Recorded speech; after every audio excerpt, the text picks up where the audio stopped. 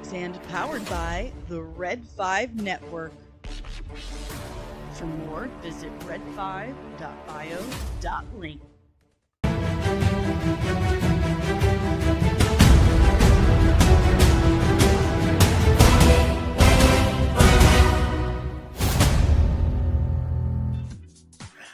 I'm back. What's up, guys, and good morning. Whoa, where'd all my comments go? That's super weird. I can't see my comments.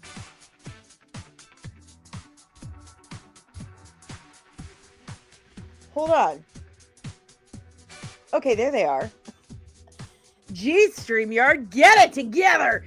Good morning, guys. I'm back. I'm refreshed, and I'm ready to gab. Sorry if I was yelling. I'm sorry. I'm excited. I'm excited. Boy, do we have so much to talk about. I know my nails are coming off. It's been a trip, man. It's been a trip. I spent a couple days at MEGACON, and then a few days helping out the grandparents. I thought I was stuck in Florida for a minute. Thank you. This is my thank you finger. My thank you. Thank you to Frontier. I'll tell you about that in a minute. I got some things to show you guys. We have a goal today. We have a goal. 10 super chats, any color. Any color. And I have a treat for you because I did a lot of writing, a lot on the plane. Okay, I didn't get to do a whole lot of writing at the old grandparents because I was helping them. They need stuff done. That's what I was there for. And I love doing it because I love them so much. They raised me. They're wonderful people, especially my papa. I love my papa. I'm a papa's girl. And my mama gave me all kinds of stuff. Do you ever go to visit your parents? Do you have elderly parents and they go visit you, or you go visit them and they're like, here, take this. Here, take this. Here, take this hair clip. Take these other hair clips. Take these bags of powdered milk. Take these bags of powdered milk to your cousin. Take this nightgown. Take this other nightgown. Take this nightshirt. That's my grandmother. Pardon me. Tiny is resting behind me. He's getting a haircut today. That is him showing me he missed me. But I didn't get to do a whole lot of writing there, just a little bit, but I did a lot on the plane. The planes. And when I wasn't sleeping yesterday, recuperating from the jet lag, I sat on the porch in the sun and did some writing. Come here. With my new iPad, thanks to the amazing Caro Brown. She is the freaking best. She's the best. Look at your cute baby back there. So I can now write outside. I can write in bed. I can write anywhere now. So the goal is 10 super chats, any color, any super chats. We get 10 of them. I will do a dramatic reading from what I wrote over the last few days. And I'm telling you, I'm on a roll, okay? It's good stuff. It's really good stuff. I was taking pictures of stuff on the flight and sending it to Caro and my sister. So both my sisters. Sending it to them saying, check this out. It's a banger. And they both were like, okay, that's hilarious. That's great. That's awesome. That's great. So 10 super chats today, guys. Come on. It's my first day back. We can do it. 10 super chats. All right. So today we got to talk about this Snape stuff. We got to talk about the Snape recasting, or as the online folks have dubbed him, Black Snape. We got to talk about this because I have some thoughts. And DaBaby, who is huge, she is a pillar of London theater had something to say about it, and I gotta say, it's really put it in a way. She's articulated it in a way that makes sense. Really makes sense. A way that has made it easier for me to articulate my thoughts on it. What can I say? What can I say? And I really feel like we need to talk about it because I have concerns. Because just because Hollywood is telling you, look at us doing this thing, look how not racist we are, doesn't mean they're not racist. In fact, it's a pretty big indicator that, hey, they might be actually being super racist with it. Okay, so we're going to get to that. We're going to talk about some mega concept. We might have a long stream today because I'm just so excited to be back and talk to you guys and hang out. And okay, so we're going to yell good morning at everyone. Remember.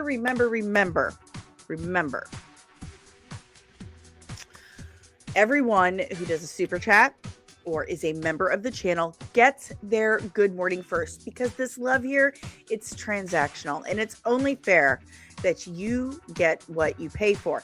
If you are a member of the channel, you get all kinds of goodies like preferential treatment in the chat. Hello, I can see it. Like, oh my God, that's a bright color. I see you popping up there. So there's that. You get fun emojis and gifts and stuff. You get early access to videos and stuff. Like right now, I'm working on a breakdown for Captain Atom. It was Psylocke, and then I was like opening up a notebook and I saw my list. I was like, oh yeah, that's right. They wanted Captain Atom. So I'm working on a breakdown for Captain Atom. So you guys will get to see that up to a week before anyone else does. You get outtakes and behind the scenes that nobody else gets to see.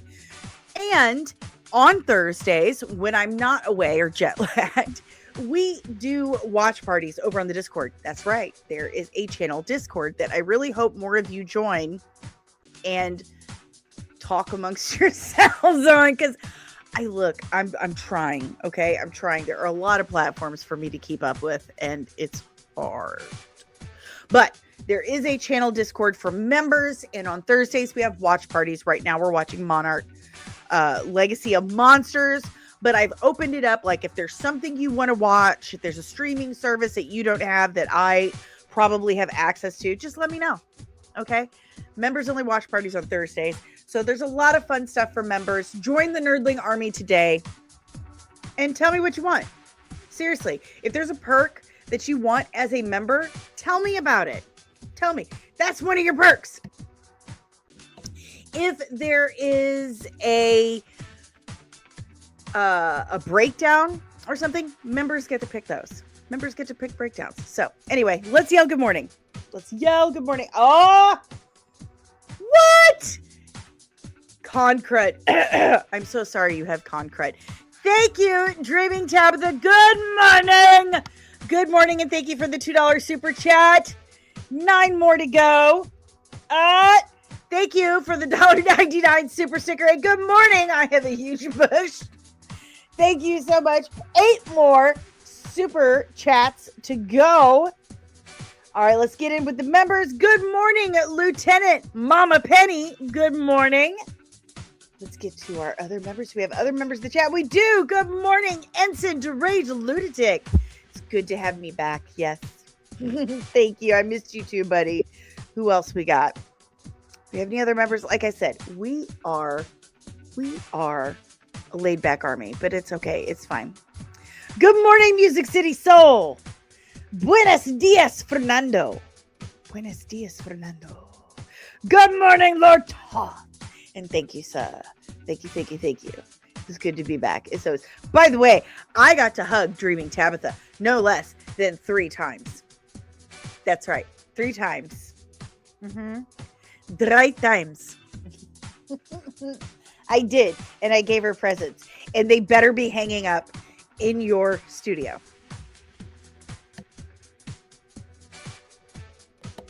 I expect to see that hanging in the back of your studio. I don't have con crud. I'm back in Missouri and the weather is wonky crud. I should should probably hit the Flonase, and I forgot. Good morning, Derpy! We hugged each other. We hugged each other. We hugged each other. Good morning, contributing editor Keto. Shana. My back hurts. I think it's the arthritis. And I made something new today, too. I did. You guys will see it. We're going to turn the music down. It just like, it's so rude. It's so rude. So we'll do a quick announcement real quick. Quick announcement real quick. That's how quick it's going to be. I said it twice. So I'm really sorry about yesterday. You have no idea how sorry I am about yesterday because I hopped a bus, 2 planes, and an hour and a half car ride, almost 2-hour car ride to get home in time to do the stream with Bo yesterday. And at almost 2:00 in the morning, Bo's like, hey, so yeah, tomorrow, 7 p.m., right? And I said, no, Boseph. Remember, we said it was, we said it was in the morning. Remember, I swear we've talked about this. And he was like, oh, no. I got my AM and PM mixed up. I have a meeting with NDA and I can't switch it. I was like in the car, like, okay. He's like, how can I make this up to you? I said, I don't know. Right now, I'm just going to cry because I'm too tired. I've been traveling for 12 hours. I haven't eaten. I'm just now getting something to drink for the first time in several hours. And I can't brain. So I don't know. So that has been moved to tomorrow. Not tomorrow. Yeah, that has been moved to next Thursday. Plot holes and payoffs. And I have informed him that if he reschedules that one, I will call him crying and attack him. So I'm very, very, very sorry about that one. He told me to tell all of you to definitely tell you the entire conversation and blame him entirely. I almost just took screen caps and redacted NDA part. But yeah, like I was in the car. My husband's like, just scream, cry. If you need to throw things, whatever you need to do, just let it out, honey. Just let it out because I was so upset. I was so upset. Because I don't want to look dumb, and I don't want to lie to you guys and let you down. But he says he feels really, really bad.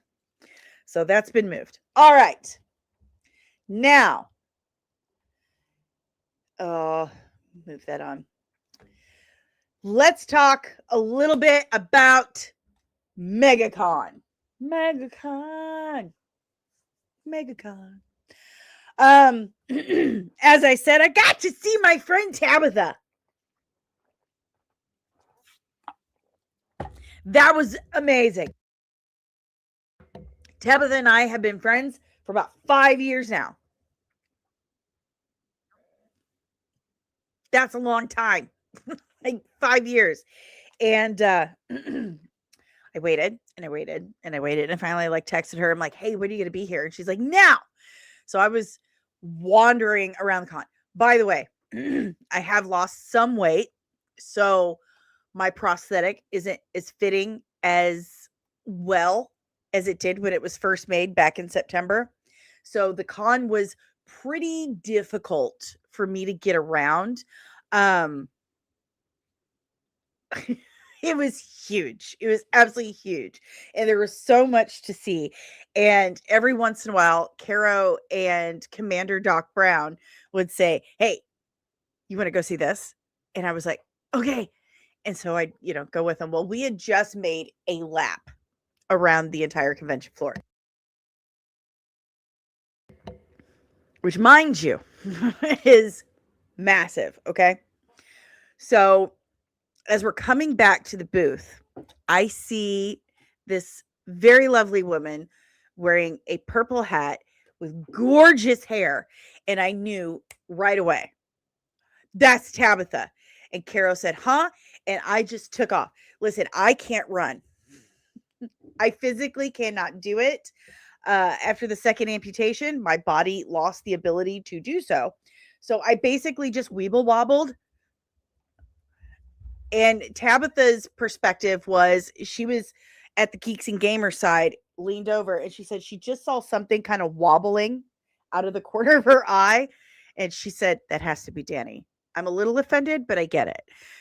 So I just basically wobbled all the way up there. Jerk, but yes. And grabbed her like, ah! I was so excited. We immediately took a picture. I don't have them on the computer. They're all on my phone. But I do have them on Twitter. So it was just really awesome to get to see all of these people that I am extremely fond of and just really, really adore, and get to actually physically hug them. I saw a dwarf coming at me from my peripheral. It's funny because it's true. I'm literally a dwarf. I am like 4'7", 4'8", maybe at the most. So if you guys don't have me on Twitter, I'm trying to pull it all up now, but I posted so much from the convention. I went live twice. If you missed those, they are there on on the channel. Oh, yay. I got to see and meet so many people I never thought in a million years I would get to. And it was just a really wild and, I mean, core memory experience. I mean, for real, core memory created, like bucket list. I got to meet and get flirted with Jonathan Frakes. I met Commander Riker. And here we go. Here's what I'm looking for. So here is Tabitha and I meeting. Okay, so they've changed stuff on StreamYard while I was gone. It is getting warm in this house. There's Tabitha and I. Yay! That's my friend.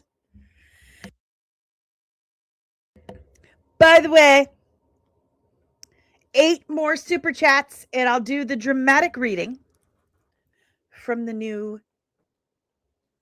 stuff I wrote in the comic. But look how beautiful she is. Is she not gorgeous? She is so much more beautiful in person. And she gives really good hugs. I don't care what she says. I will fight him to the death. I will fight him to the death. That will happen. Eric July blocked you last year for disagreeing with his libertarian do nothing both sides. That's enough out of you. But good morning, Ensign Loki. Good morning. So there's Tabitha and I. That's the Ripaverse team and I when we first got there. They're like, let's get a picture of the whole team. And they're like, nope, Dani, get over here. And I was like, eek. I have my badge hanging up on the wall. Aaron Sparrow wrote my name on it, so they let me keep it. Eric July and I, by the way, this is my emotional support Blood Ruth plushie. I love her. She's fun to hold and squish and pet. And my ISOM #1 that I pre-ordered when it first came out, signed by Eric July. Hooray. And I got Caro to sign a Dirty Deeds a Dirty Deeds bookmark. And then Anne Pinkava, she made me a little neck scarf. I did not expect that. That was like the sweetest thing ever. I had such an amazing time. I just want to reiterate. Okay. Chuck Dixon. I friggin' met Chuck Dixon. I look like crap, man. I was in like comfy clothes. And Carol's like, oh, there's Chuck Dixon. I'm going to bring him over and we can have breakfast with him. And I was like, right now? And I had left my Nightwing comic book at the booth for him to sign. If I'd kept it with me, he would have signed it right then and there, and I could have brought it home with me. But I left it at the booth, and so Caro has to mail it back. And it was just absolutely amazing. But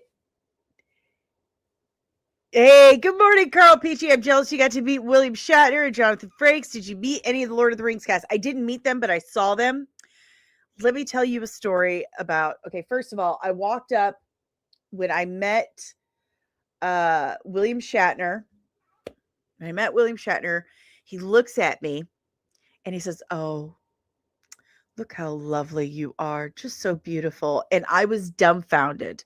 This was the first, like, I don't know. I don't know. I was just dumbfounded. Okay. And all I could say was, thank you, Captain. And just walked away. I was just, blah. Then I met William Frakes or Jonathan Frakes. And I told him that I have had a crush on him like forever. And he was like, no, you like this guy. I said, no, I like that guy. I like all this. Mm-hmm. And he told me there's no way. He's like, what would a gorgeous young woman like yourself want with an old man like this? He's like, by the way, love your glasses. And I was like, what is happening? And then he asked me who my favorite was. He says his was Data. I said, it's you. And he said, no. He said, it's you and Worf. He's like, see? And then he kind of told me some dirty jokes about Worf and Deanna Troy and him. And I was like, oh my goodness, what is happening here? And then he said, would you like to step into my office? And he had me come behind the counter and we took pictures. And I mean, he held my hand while we were talking and just looked into my eyes and telling me what it was a gorgeous young woman like yourself want with me. And I was like, I'm dying right now. Dreams do come true, ladies and gentlemen. Dreams do come true. Commander is so smooth. You have no idea. Like, look at my face. My cheeks hurt right now because look, I don't know if you can see it. He's right there. Hold on, wrong shoulder. There he is. He's right there. That's my Commander Riker. Right there. Kirk is right there. And just below him is my she fell. Where'd she go? I need to get that. Hold on. Don't look at my butt. Okay, who took it? I'm gonna have to talk to my family about this. Someone was in here. I met Allison Court, who did the voice of Jubilee in X-Men, the animated series. I met the guy who did the voice of Wolverine. I met Larry Houston, who directed and produced it. I could go on and on and on and on and on and on. It was like it was so incredible. I had an amazing time. Just an absolutely amazing time. DL, let's see how long your emotional support squishy lasts once Olive. I will beat Olive. Okay, listen, not happening. Not happening. She stays on a shelf. She stays on a shelf. This was such an absolutely amazing trip. I can't thank this guy. This guy was incredible. This guy, he was in line. We went, Caro took me to meet Star Wars Theory. And he was at the booth. He was so He was quick with his lines. This guy in front of him had a dog, and he was in character the whole time. He's like, "Who let a dog in here? Someone called the super. Dogs aren't allowed in the building." He turned around. I said, "Excuse me, are you the keymaster?" He's like, "Are you the gatekeeper?" I said, "I might be." And Commander Doc Brown said, "I'd trust him to do my taxes." Incredible. This guy was incredible. And he came in a different a different Rick Moranis cosplay. There's me and Larry Houston. There's Cal Dodd, voice of Wolverine. The Yaira cosplay, that was just awesome. Nick, you guys saw me interview him on the channel. Hail Comics Dad, what's up, buddy? How's it going? I've been amazing. We're going over some MegaCon stuff real quick. One of my favorite shots, and apparently it's Rose's favorite shot, is this one. This is me meeting hold on. Having my pictures taken with, I just wanted to beat Chopper, really. But the galaxy's most adorable mass murderer. That was just awesome. Just pure joy right there. Pure joy. Listen, Star Wars Theory was so cool. That dude was so nice. So nice. Let's see if I can find that picture. He was so freaking nice. I gave him Caro told me to give him a sticker and tell him who I was. And she's like, she's being humble. I'm like, I'm nothing compared to this dude, but okay. And so I gave him my sticker, and he looked at my logo and said, I can't find the picture. That's so weird. He looked at the logo and goes, "Who drew this? Who did your logo?" And I said, "I did." And he looked at me and goes, "Seriously?" Yeah, seriously. So Star Wars Theory was totally impressed by my ability to make my own stuff. So that was really cool. He was really, really nice. And apparently Caro's his editor as well. That woman, I'm telling you, she knows everyone. I got to see my friend Athena Finger. Hi, Athena. If you're watching, I love you and I miss you already. For those who don't know, Athena Finger is the granddaughter of Bill Finger, who is the actual creator of Batman. So absolutely amazing. It was so amazing. So amazing. You and your wife should definitely go next year. I will go every year now. I just want to say a huge thank you to Caro and the Rippaverse team for having me. They invited me out there. They gave me the badge. They took care of everything for me. And I couldn't be more grateful for this whole experience. I mean, seriously, I did everything I could to repay them for that. I worked my tail off at that booth to show my gratitude, and hopefully, I earned that. But they were wonderful. I appreciate them. And for that experience, I mean, honestly, there's nothing I can do to ever truly repay them for the experience they have given me, because it was incredible. Absolutely incredible. Bucket listing, like left and right. I came home with like 10 different autographs. I'm not kidding. I'm not kidding. I have to go to the comic book store to get protectors for stuff. Like seriously, I could go on forever, but we've got stuff to talk about, and we still have a goal. Listen, Miss Tabitha, I sent you a text right after that said, I just want to, I'm going to get emotional. I sent you a text right after. It said, just thank you for everything. Thank you. And you ignored me because you were hanging out with more important people at the Geeks and Gamers meetup. I don't want to hear it. I've thanked you for everything. Listen, Tabitha has been there for me for 5 years. She has pushed me and encouraged me more behind the scenes than you guys know about. She knows more about me than just about anyone except Caro. And if it wasn't for her, I wouldn't have met Caro.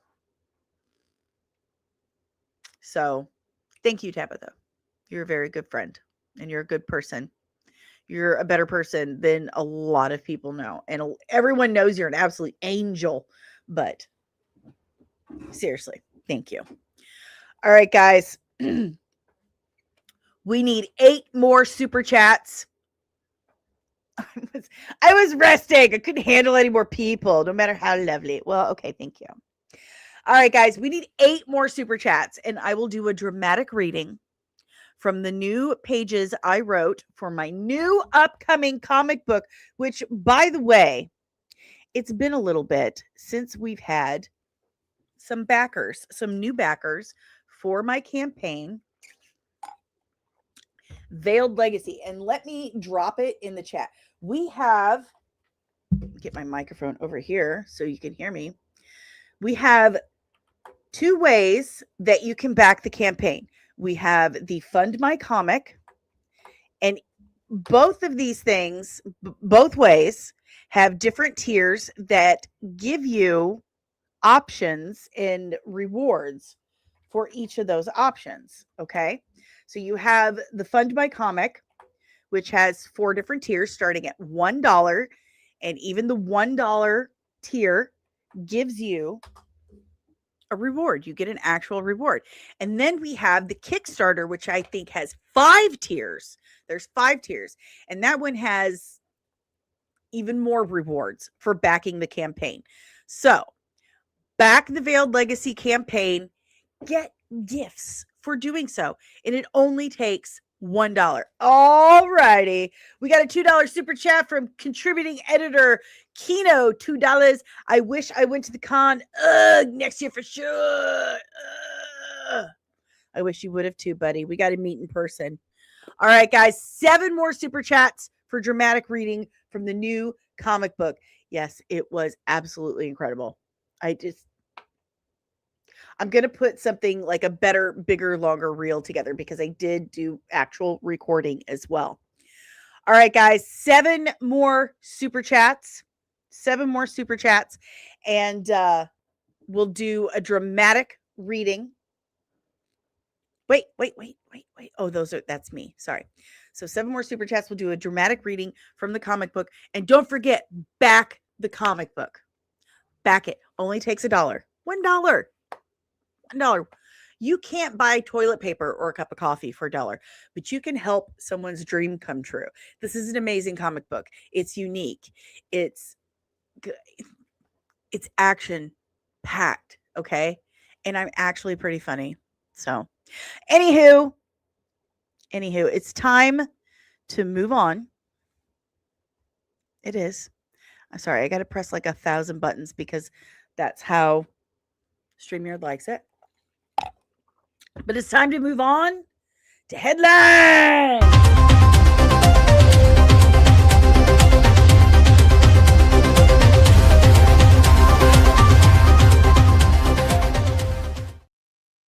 I made a thing. I made it like late last night. I made a thing. What part of Missouri? I don't mean to yell, but I live in Missouri. I'm from Missouri. I'm trying to get Athena to come to Missouri. We have Wizard Con, Arch Con, Galaxy Con. And she gets invited to conventions because of who she is. So, and sometimes if my friends go to conventions, I can get a badge too. What'd you knock over? Sweet pup. What'd you knock over? Okay, guys. Let's talk a couple of headlines before we get into our main topic. I'm adding you to the stage. Hello. And we're just going to do a couple. So this is cracking me up. Okay. We're not going to do that, but it is funny. Did you see the guy who did the comedian, the African comedian who's like, I've the translation for the Circle of Life song. It says, "Look, there's a lion. Oh my god." Well, the original composer for that is suing him for $27 million. Stupid. Stupid. Beep. Anywho, all right, guys, remember 7 more super chats, 7 more, and back the campaign. Ryan Coogler's X-Files pilot has cast Himesh Patel alongside previously announced star Danielle Deadweiler. According to an individual with knowledge of the project, the two will play entirely new characters, not new versions of Fox Mulder or Dana Scully. This is killing me. Like, people are absolutely convinced that they are race swap, that they're race swapping characters, when it's already been said, like, Gillian Anderson has come out to say, yeah, I'm going to do a cameo. We're going to do cameos. Like, Scully and Mulder are popping up.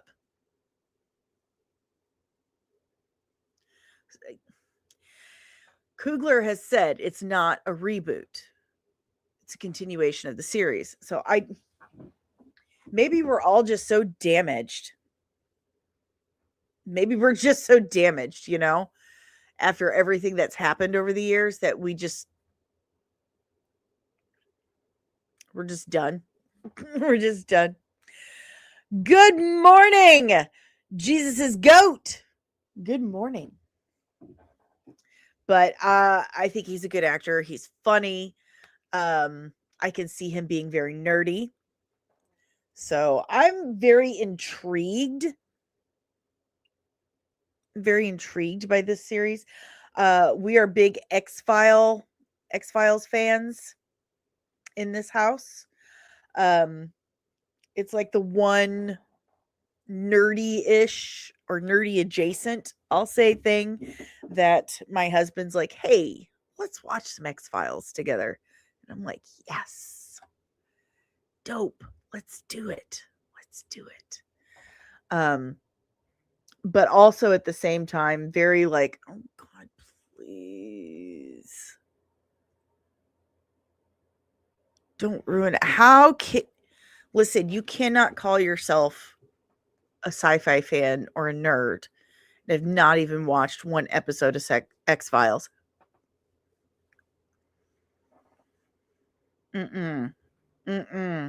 That's like required viewing right there.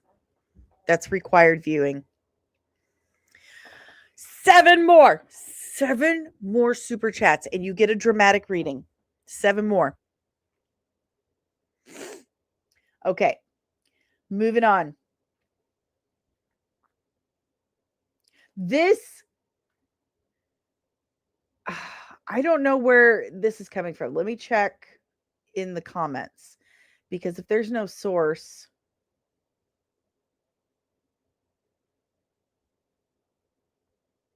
okay, this is from Bob Iger's book when he was still CEO.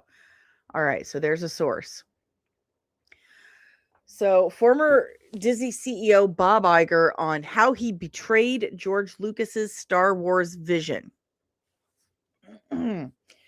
George immediately got upset as they began to describe the plot, and it dawned on him that they weren't using one of the stories he submitted during the negotiations. George knew we weren't contractually bound to anything, but he thought that our buying the story treatments was a tactic promise that we'd follow them, and he was disappointed that his story was being discarded. Now, in the first meeting with him about the future of Star Wars, George felt betrayed. And while this process would never have been easy for him, we'd gotten off to a necessarily rocky start.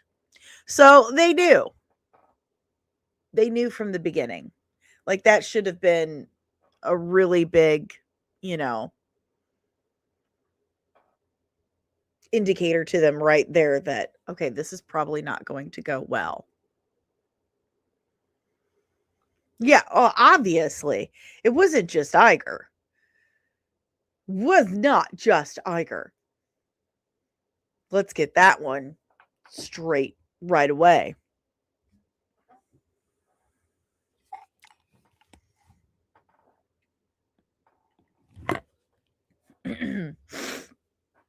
But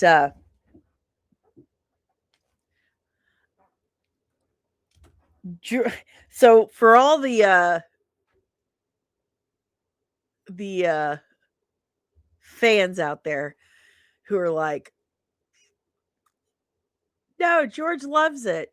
No, he doesn't. He hasn't loved it from the beginning. He's felt betrayed from the start. And he's flat out saying it right here. He shouldn't have sold it. At least not to them. And if he did, he should have watched that contract a lot closer. There should have been some serious caveats in there. I just, people have asked me, like, when I do,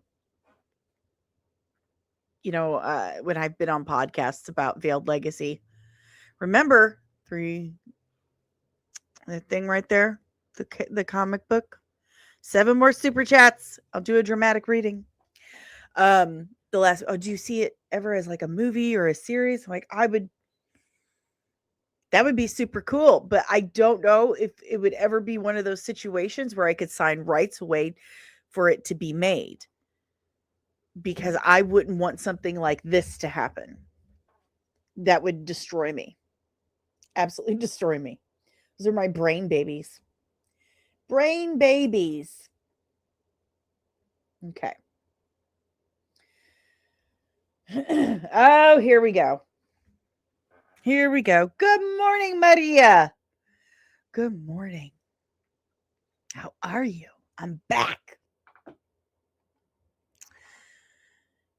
Kino says he could have sat on it, made canon books and video games like he did back in the 90s, and we would have been fine. No, we would have clamored for more movies. And he didn't want to make movies anymore. He wanted to retire and spend time with his kids and his wife. That's what he wanted. But this was his way of doing that and giving us movies at the same time. But I don't think he did right by his contract. Good morning, Cosmortal Comics. For the people that just popped into the chat today, we have a goal of 10 super chats. We need 7 more. And if we get those 7 more super chats, I will do a dramatic reading from the pages I wrote while I was away. The pages from Veiled Legacy, Book 2, The Gospel of Layla Fellows. I'm extremely proud of it. It's really good. It's really good stuff, I'm telling you.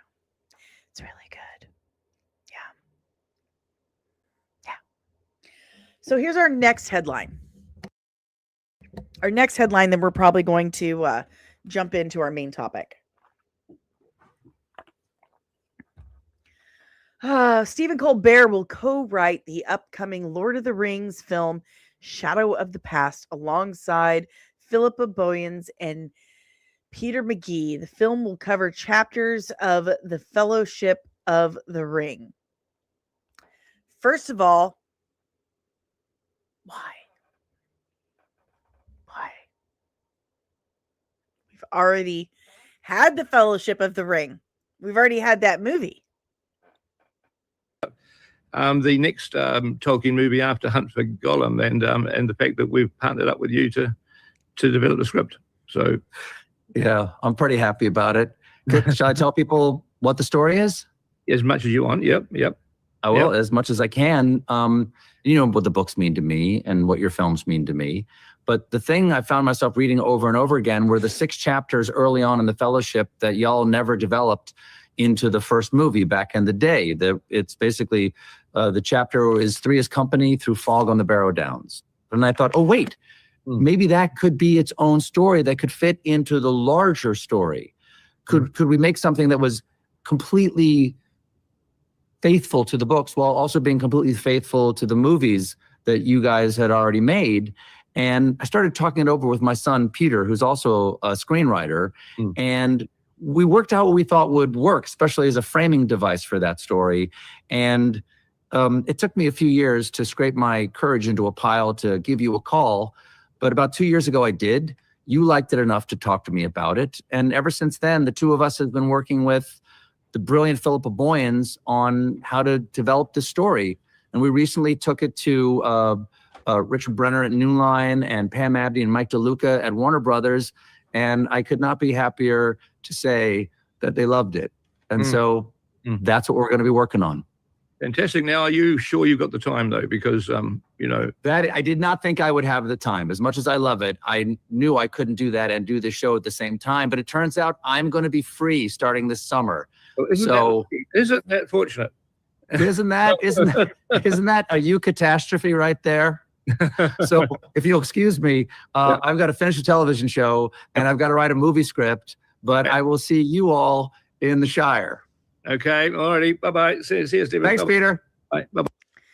Being a fan, and listen, Stephen Colbert, he's a huge, huge Lord of the Rings fan, but that does not necessarily translate to perfect for writing a movie script. Stephen Colbert is, or used to be, a comedian. He's written screenplays for television, never for a big budget prestige film, especially not for one that's supposed to fit in with a trilogy that's been done for 30 years. So I don't understand the purpose of this other than we feel sorry for Stephen Colbert because he's lost his job. And Colbert is very, very political. If there is a phrase that will keep me away from any film, it's inspired by current political climate. And that's something that Stephen Colbert loves very much. So if he does good, great. That's wonderful. If it's completely faithful to the book, wonderful. But I just don't understand the purpose of it. The movie's already done. Movie's already done. Why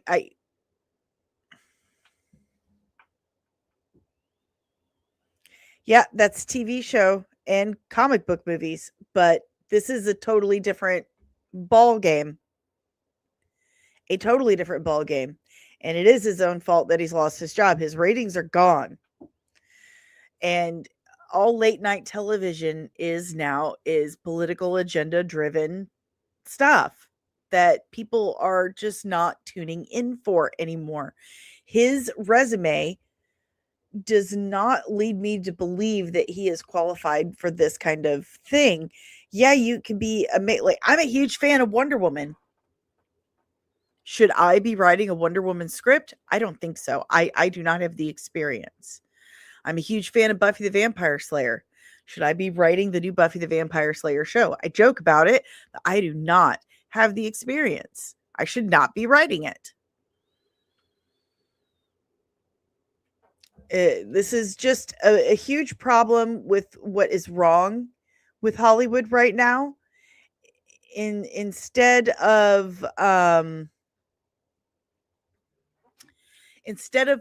putting the people that are best for the job in that position, we're picking our friends or people that agree with our ideology or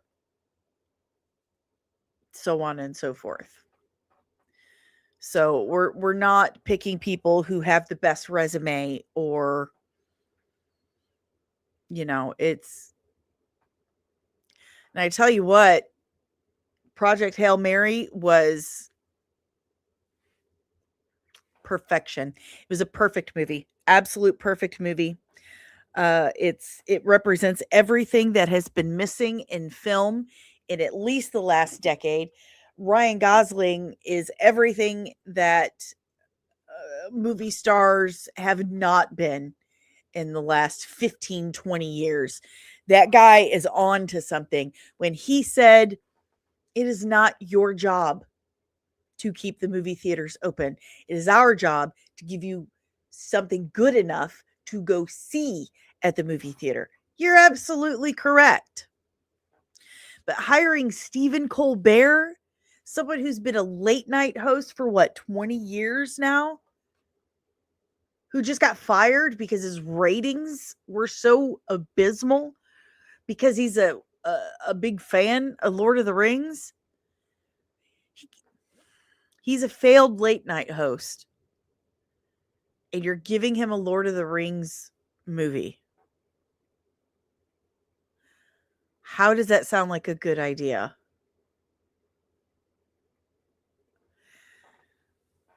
I mean,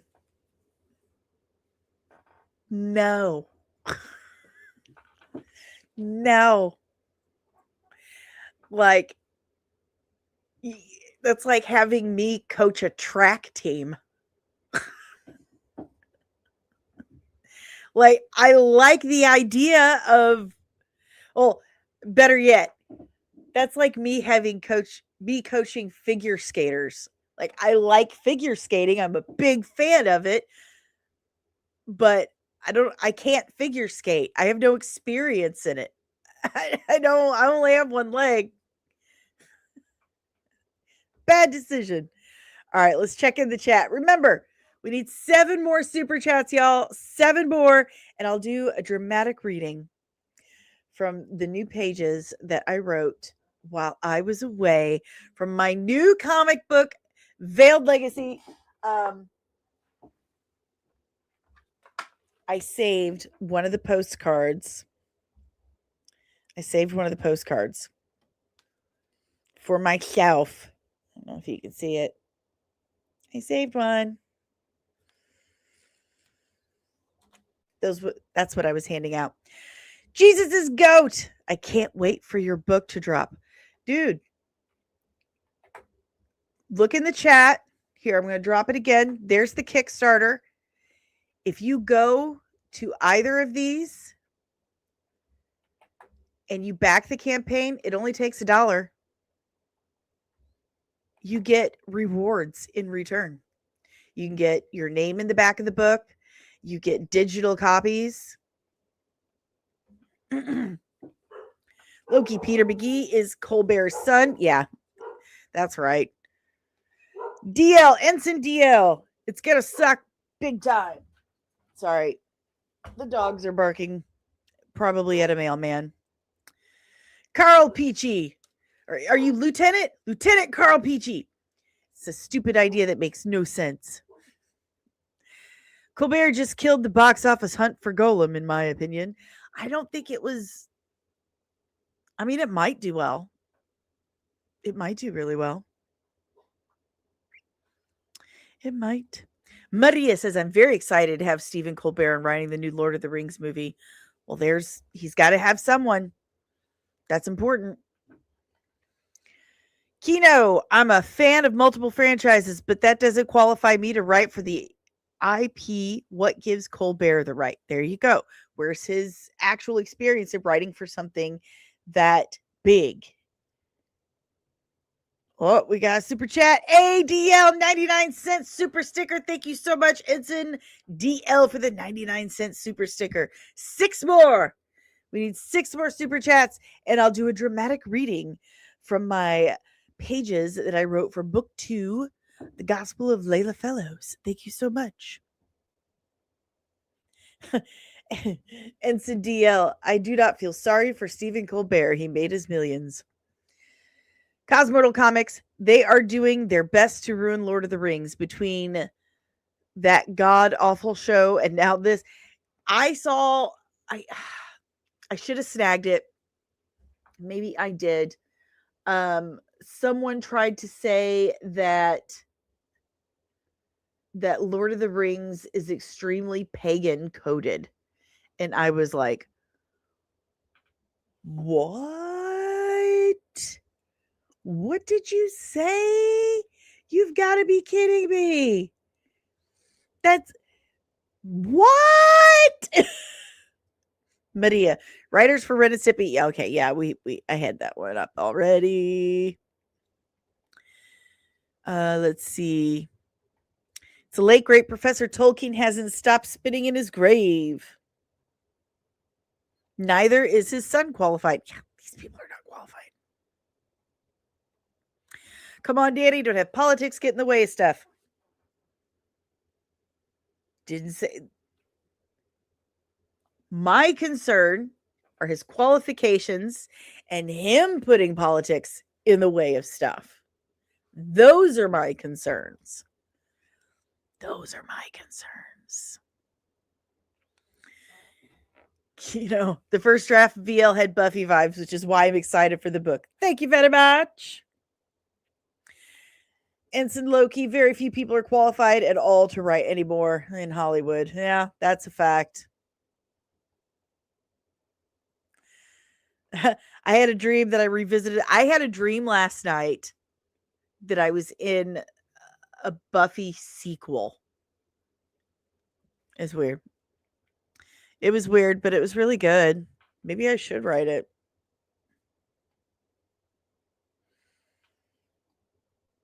Wait. Why is it Stephen Colbert's fault he lost his job? Nobody's fault. Folks, just stop watching. Fernando. Why do you think people stopped watching?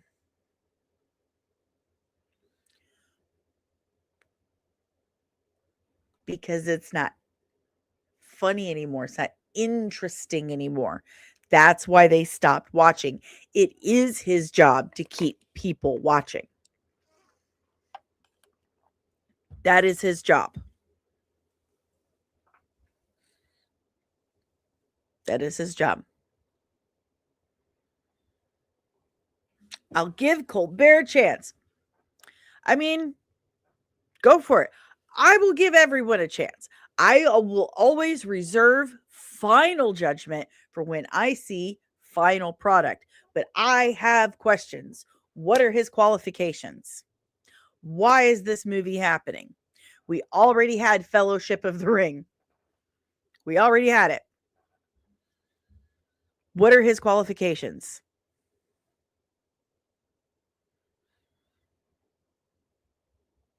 There are questions.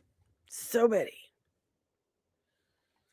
Cosmortal Comics, Stevens' ratings went down because he turned his show into a hate Trump show, and that is only entertaining for so long. There you go. There you go. Why is my mouse now working?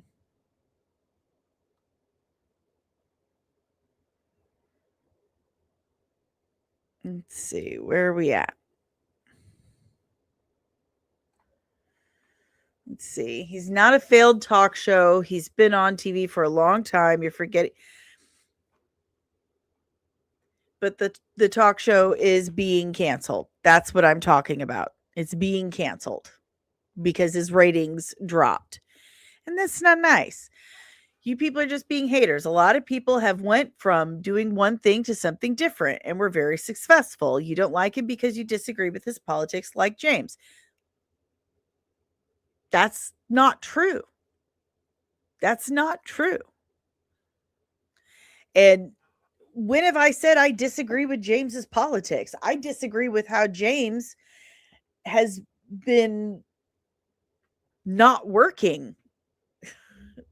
I disagree with James' tactics and his work ethic and how he's been running things at the DCU. I did not like Peacemaker season 2. I felt Superman was mid. I don't care for the things he has said about Superman, how he goes back and forth and gaslights people. That's what I don't like. I feel Stephen Colbert focuses too much on his political views and forcing them down other people's throats. And I do not feel he has the qualifications to write an epic blockbuster prestige film. If he does a great job, that's fantastic. But as of right now, there's nothing on his resume that says he has the credentials to do this. He has the experience to do this. He doesn't.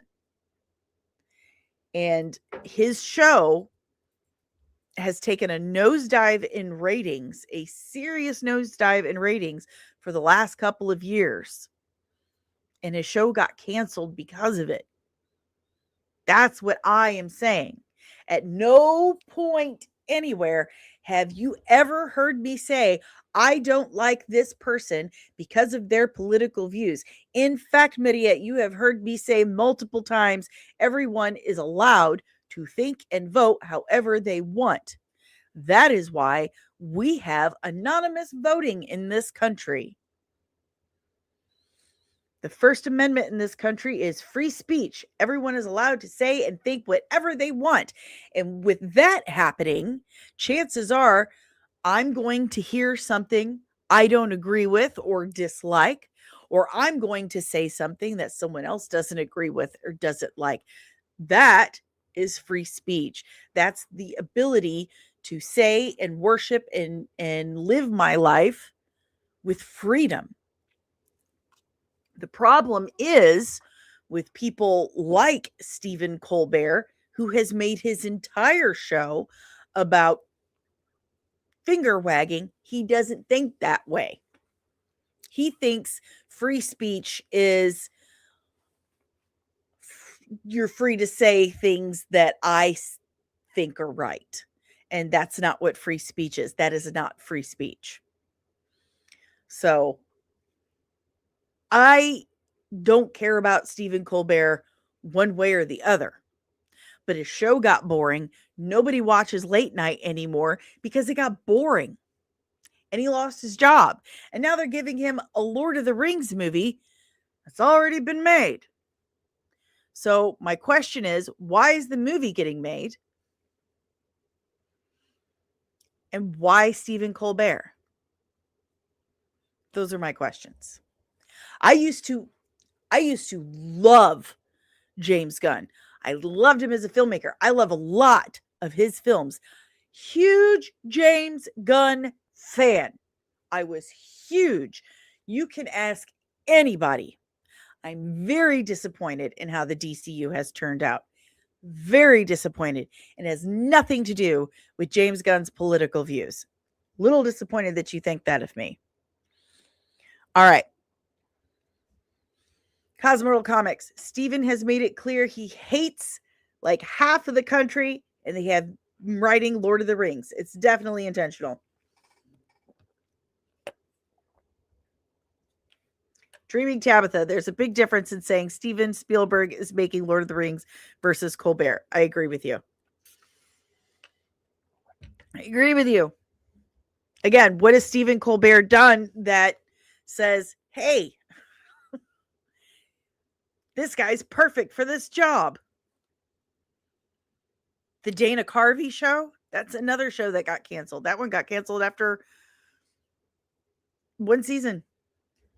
I mean, it was great. Don't get me wrong. Dana Carvey show was fantastic, but the whole question is, why? Fellowship of the Ring has already been made. And now you want to make a movie about the first 3 chapters. See, even Tiny's like, what is happening?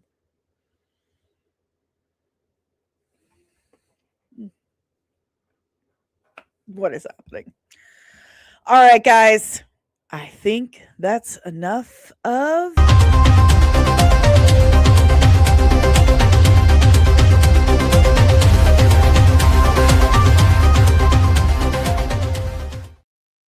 That was enough of that. Good morning, Lieutenant Backyard TARDIS, how are you? You're late, so here's the rules. We need 6 more super chats. 6 more super chats, and I will do a dramatic reading from my script for book 2 of Veiled Legacy, the new pages that I wrote while I was away, and they are bangers, let me tell you. Let me tell you. Good morning, DK Bones. Good morning. 6 more super chats. 6 more super chats. 6 more super chats. So, time for the tea. Time for the tea. So. Let's get saucy. Let's get juicy. I'm going to need my emotional support blood Ruth for this. Should she be over here so you can see her better? Okay. HBO dropped the trailer, the teaser for the new or the Harry Potter series. Harry Potter and the Philosopher's Stone. I gotta say, heavy spoilers, had a really hilarious response to that, because here in the States, it was Harry Potter and the Sorcerer's Stone. In Europe and Great Britain, it was Harry Potter and the Philosopher's Stone.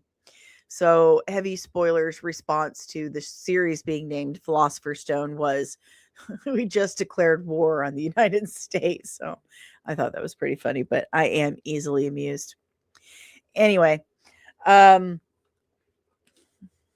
this is going to get wild, I think. So they dropped the teaser for it, and we got our first looks at what the wizarding world for HBO looks like. And some of it, like the Quidditch cape and everything, I thought looked pretty dope. But a lot of it, I have questions. Like, what are they trying to do? I have always loved the aesthetic of the wizarding world. And I know I'm not alone in that. I know I'm not. The wizarding world had that kind of old world magical cloaks, and you know what I'm talking about. You know, that very rustic and, you know, complete and total opposite of anything modern. Everything felt antiqued, you know. The books are supposed to take place in the 90s. You know, when Harry turns 11, it's like 1996, 1997, something like that.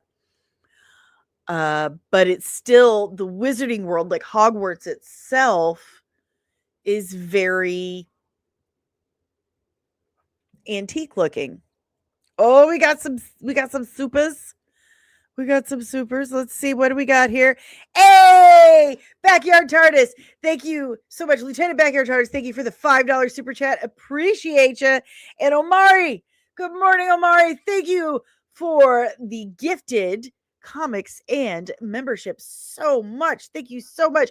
4 more supers, and we get our dramatic reading of a couple of pages from the new pages that I wrote while I was away from my book, Veiled Legacy Book 2, The Gospel of Layla Fellows. Thank you so much, Lieutenant Backyard TARDIS and Omari. Thank you so much. So I really love that beautiful antique aesthetic. And what I'm seeing from the, let me pull this out here.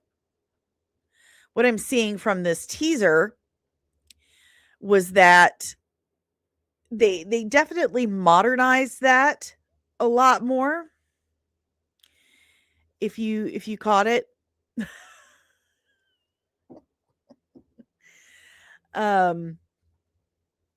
And okay, we're going to talk about all of this. We're going to talk about this. She didn't say it about the casting. I have the tweet. She said nothing about the casting, but we're going to talk about it anyway.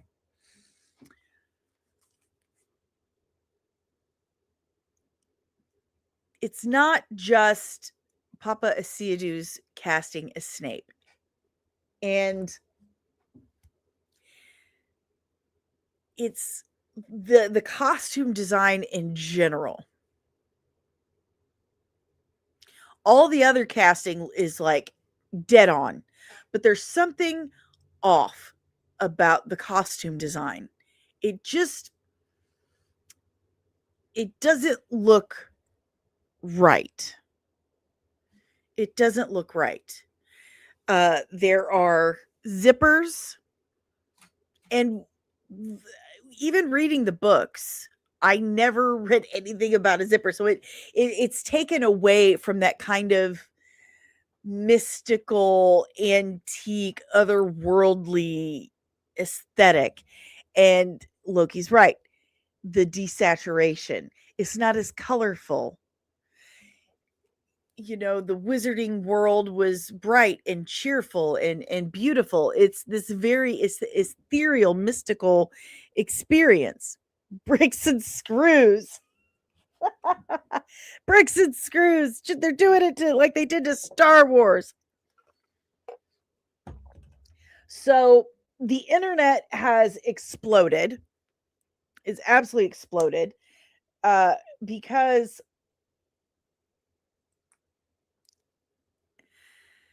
there is a very specific point that a lot of people have about their problem with Paapa Essiedu's casting. Now, when J.K. Rowling wrote Severus Snape's description, she said he was very sallow, very pale, large hooked nose, like a slender hooked nose, very angular, sunken cheeks, black, stringy, greasy hair. Just looked like he'd never seen the light of day, you know, always hiding in the shadows. His clothes, his cloaks, his robes were just black as night, and his skin was just white pale, sallow, sunken cheeks, slender, skinny hawk nose, and sunken eyes, greasy, stringy black hair. He was supposed to be this very essence of death itself. He was supposed to look scary and gaunt, like almost a ghost, like a ghost. Hey, thank you so very much, Dreaming Tabitha, for this $5 super chat. No matter who they cast, Alan Rickman can never be outdone, not even Adam Driver. I agree with you. I agree with you. Let's count our super chats. 1, 2, 3. Well, hold on. 1, 2, 3, 4, 5, 6, 7. We need 3 more. 3 more super chats, and we do a dramatic reading from the new pages I wrote for my comic book, Veiled Legacy Book 2. Good morning, Mustafa! Good morning!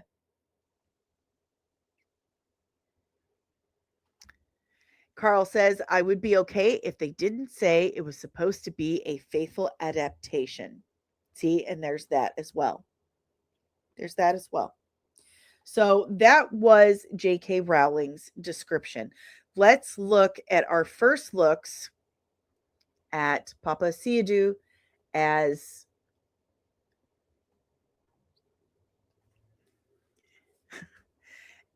Professor Snape. So here is one. Oh, sorry. Here's one of my issues. First of all, they did give him dreads.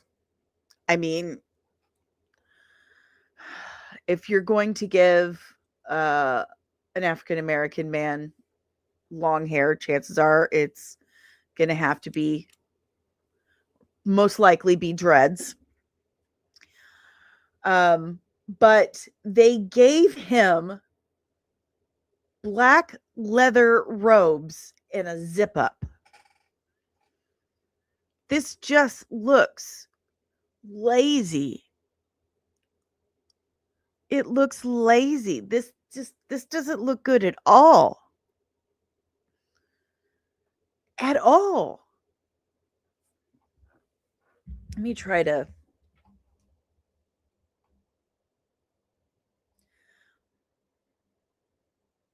That doesn't look like Harry Potter. This does not look like Harry Potter robes. This just looks like a dude in a long black coat. Ensign Dreaming Tabitha, welcome to the Nerdling Army. Alan Rickman also had input into his costume, particularly the length of the sleeves and the buttons. He was the character. Lieutenant Penny says gangsta. Ensign Loki, Harry suspicious of the one black teacher for no reason. Neville's biggest fear is the only black teacher. James hangs him from a tree. We can do this junk all day. This is what I'm talking about. I was going to mention all this.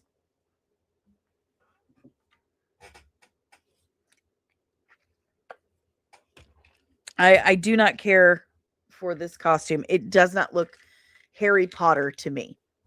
Jesus' Goat says, I don't have an issue with that costume. Let's see, I do. I've read the Harry Potter books. Big fan of the films. Took my kids to see all of them in theaters.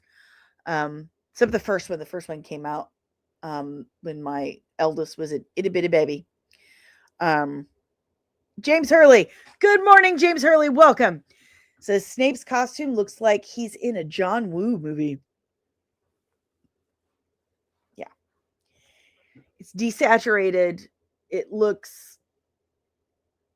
just looks like any other leather jacket. It doesn't look like a Wizarding World thing at all to me.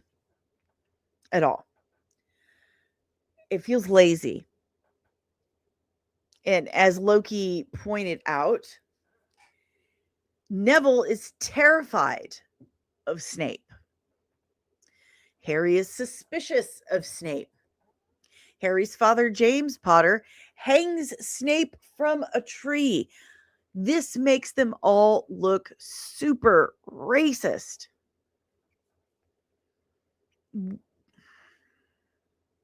What is the purpose of that? That doesn't feel helpful.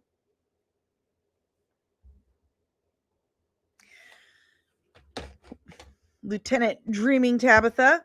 Is it Lieutenant or Ensign? I can't see from here. The costume and body language doesn't inspire anything other than apathy or boredom. That's what I see. That is what I see. Good morning, Slayeth. That is what I see. He looks bored. Slayeth and all the new people that have popped into the chat. We need 3 more super chats today, and I will do a dramatic reading from the new pages I wrote for book 2 of Veiled Legacy. New page dramatic reading, and y'all know I do it in character. I do it in character. And good morning, Big Time Objective. I saw you pop in too. 3 more super chats, any level, any tier. Now, Medea, why would you say something like that? Why would you say something like that?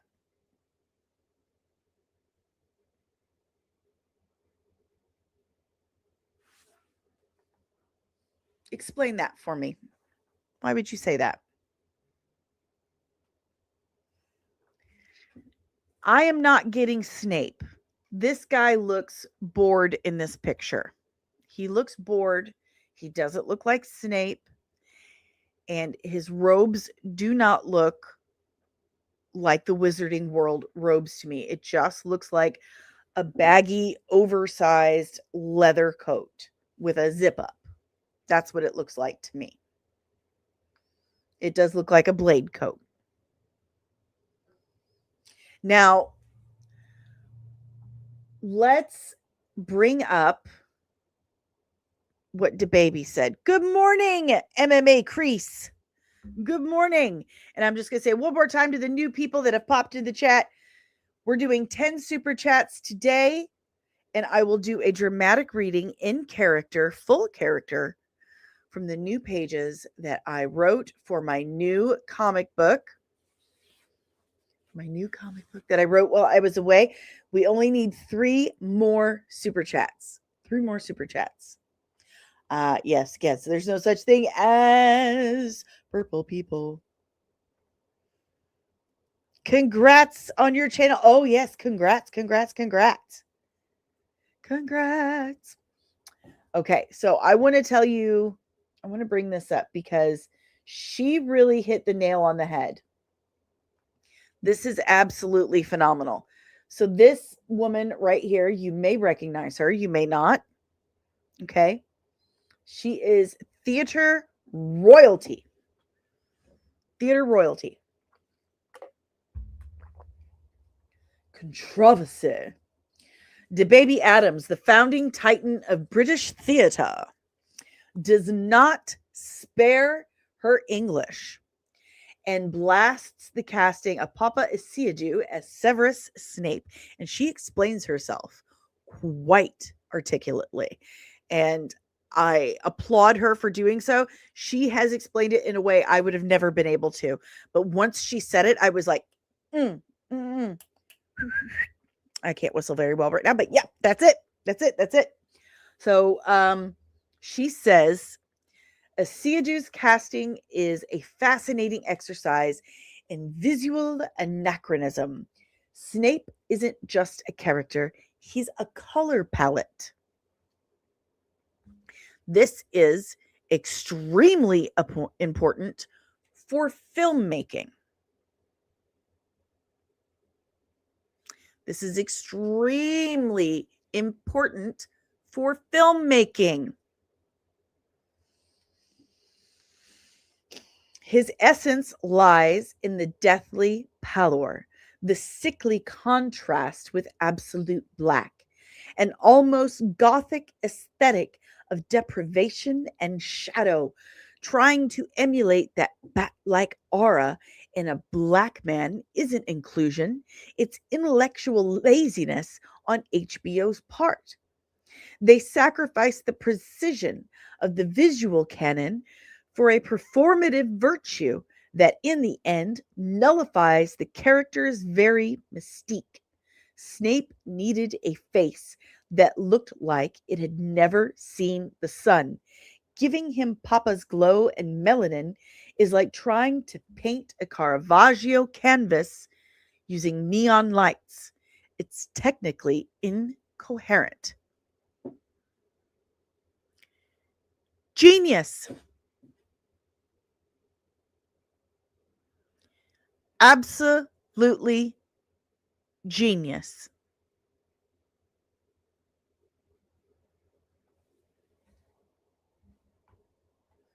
I truly hope you're not talking about me, because I have read both the Harry Potter books and I do read DC Comics. I've read a lot of DC Comics. Those were the first comic books I ever read. So I certainly hope you're not talking about me. And here we have a woman of color, a black woman, a black British woman, who is a titan of British theater, explaining to people why Snape's character is so important and why it is so wrong to put him in this role.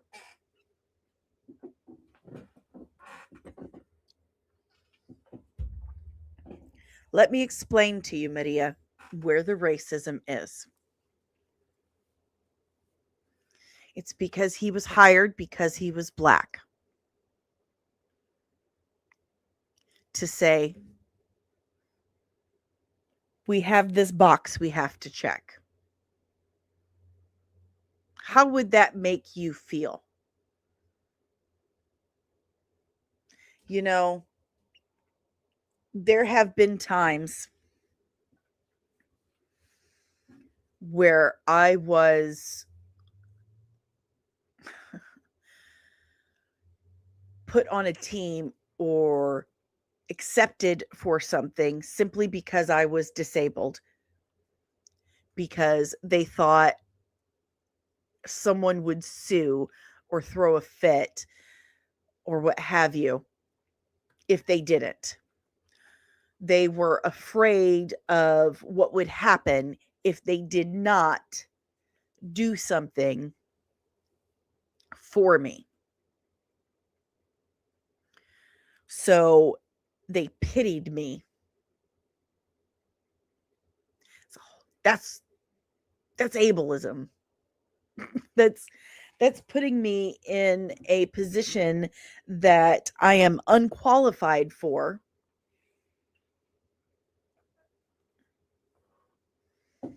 It's putting me in a position that I am unqualified for simply because of how I was born. That's an ism. Hey, brisket for a biscuit. Good morning. Dani isn't racist because her leg doesn't match the skit. That's enough out of you, sir.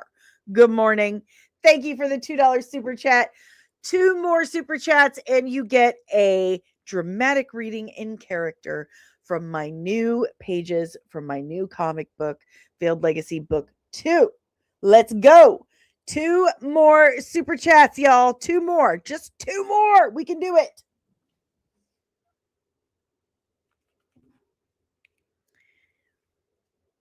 They hired him simply for the color of his skin to check a box to virtue signal.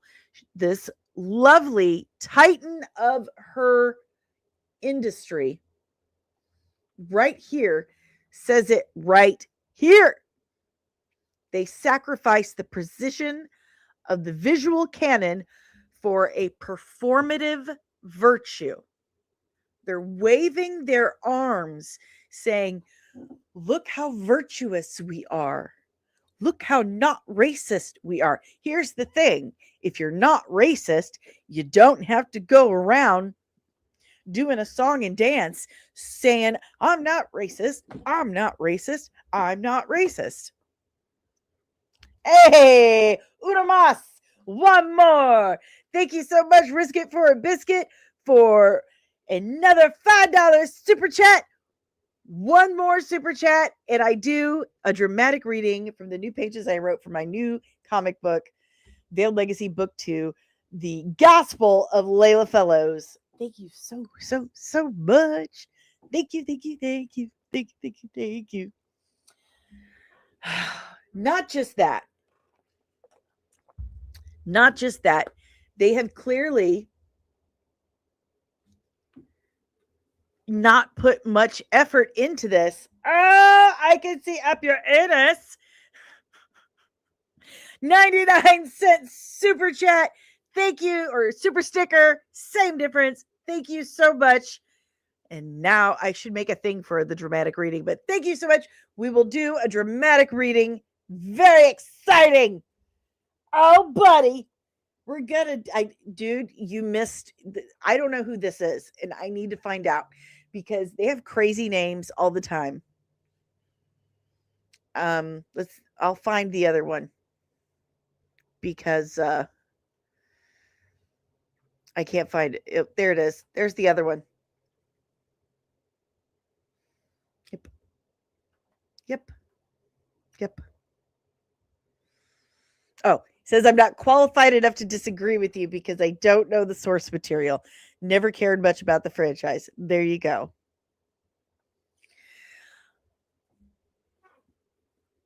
That bush is quite huge. But look at the cloak. And they didn't put any thought into it. They made the only African American, or the African British, well, he's not even African. What is he? Is he African or is he Caribbean? Well, he's British and he's black. So but you're stressing Miss Penny out already. But they made the only cast member of this hue the one that students are afraid of and gets hung from a tree.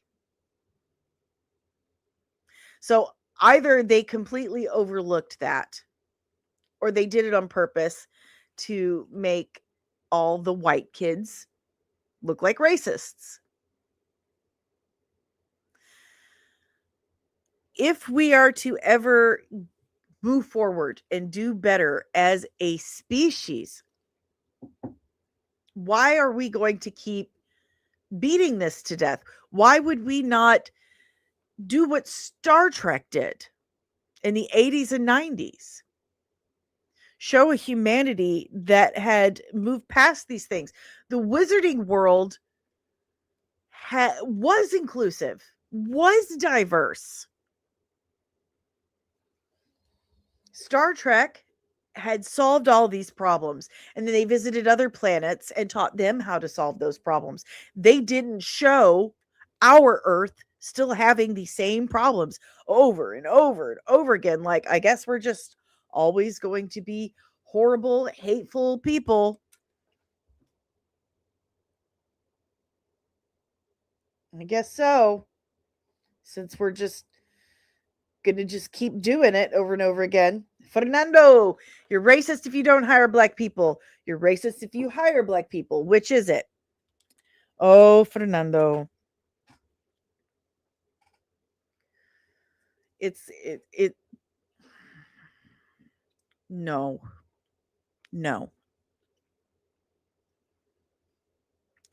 What is racist is telling people of color that they are not interesting enough to carry their own unique original characters, that they have to only have hand-me-downs from white people. You don't think that's racist? That's insulting. That's absolutely insulting. Giving people of color hand-me-down characters is racist and insulting. You are telling them you're not strong enough or interesting enough or important enough to have your own thing.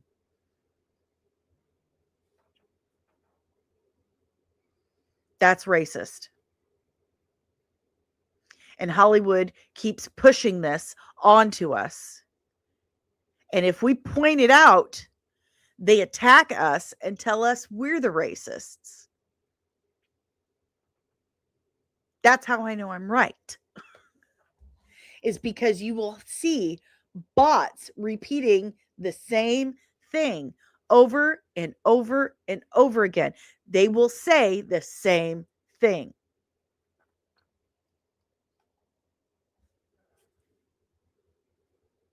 Correct me if I am wrong, but Cosmortal, are you not a person of color? Cosmortal says it's the modern blackface when they take a white character and just give them a color job like it's a car. It's like the baby had said, Severus Snape is a color palette. There is a very specific reason why he is written and created the way he is. His essence lies in the deathly pallor, the sickly contrast with absolute black, an almost gothic aesthetic of deprivation and shadow. Trying to emulate that bat-like aura in a black man isn't inclusion. It's intellectual laziness on HBO's part. They sacrifice the precision of the visual canon for a performative virtue that in the end nullifies the character's very mystique. And again, look at this picture. This man looks bored. He looks bored. Maria, you just had a black man tell you that race swapping is racist.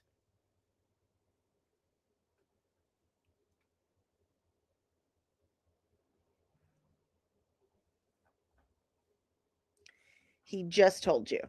I'll put it back up there for you again. Let me scroll up here. Cosmortal Comics, a black and Latin man, just told you it's a modern blackface when they take a white character and just give them a color job like it's a car.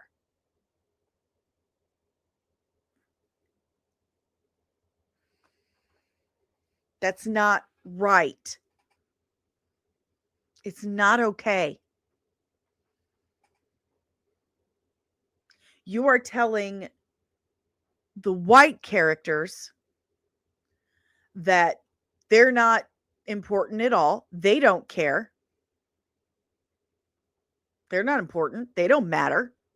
And you're telling the black characters that they don't deserve, or they're not strong enough or important enough to have their own characters.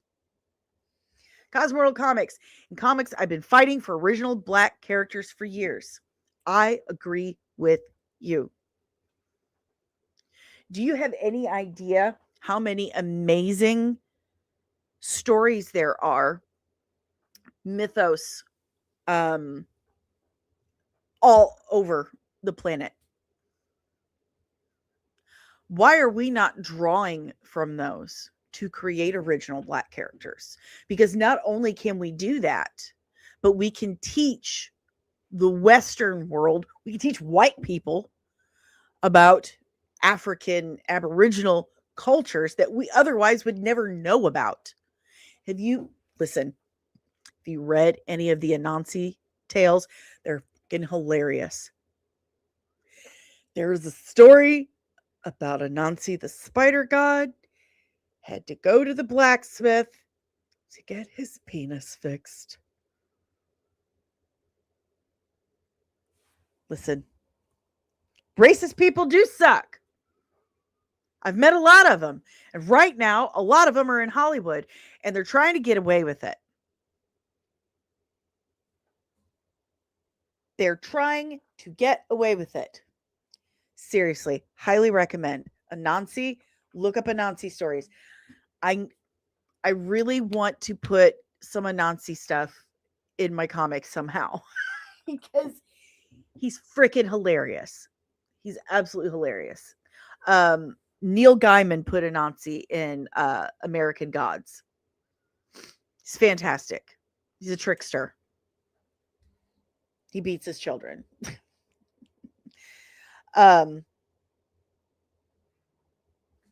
Hey, good morning, Vincent. Drawing from other cultures is then called cultural appropriation. Listen, only if you're like walking around in public, like dress it up like them or something. But if you create a character or write a story from another cultural story, from a cultural mythos, that's just writing a story. As far as I know. Or, Cosmortal Comics, you write it. Whatever. I'm just saying, there's no excuse why we cannot create original black characters, original characters for people of color, about people of every color of the rainbow. Trust me on this. When I started writing about vampires 20-something years ago, I started reading about vampire stories from all over the world. There are vampire myths from, seriously, every single culture all over the planet. All over the planet. And that's when I absolutely discovered how amazing our world is, how amazing storytelling is all over our world. We have had so many creative minds in this world on every single continent, and to not tap that resource to recreate more is just stupidity and it is laziness, Risk It. It is laziness. But I agree, they don't want to create original black characters, Cosmortal Comics. All they want is the name recognition of the famous white characters and change them black.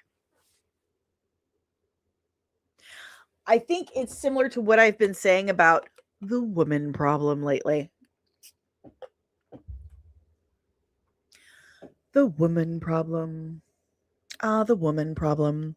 And after this, I'll do my dramatic reading because you guys earned it. You paid for it. God bless you.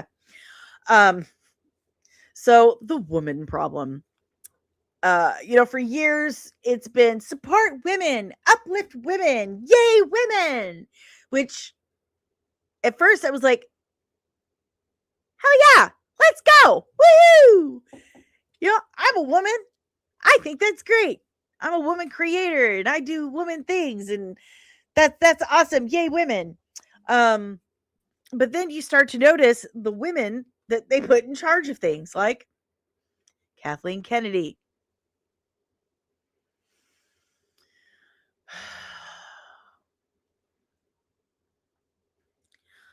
I have a theory. I have a theory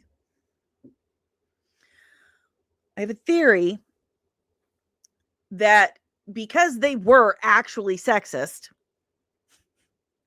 and maybe they were keeping actual qualified women, out the gate for so long, they were like, okay, so we got to put some women in here. We got to shut them up. So here's the thing. Let's put some really unqualified women in these positions and let them kind of screw things up. And then they'll quit asking for it. Then they'll leave us alone. That's my theory. I think that's what was going on. What do you think? Listen, I lost my favorite lip conditioning bomb at MEGACON, and I'm never going to emotionally and financially recover from it. So I have to keep reapplying the cheap stuff. But yeah, that's my theory. That they're doing it in really shitty ways. So they're like, now when things fail and go wrong, because they don't want to put effort into it, they'll either chercher la femme, like blame the woman, or blame the people of color, and then we'll just quit asking for it. Because then they'll just assume that, we're to blame. That's what I think. Thank you, Vin. It's all possible. Carl Peachy. It's an odd certain group always says, my black friend, blah, blah, blah, to make a point. Yeah.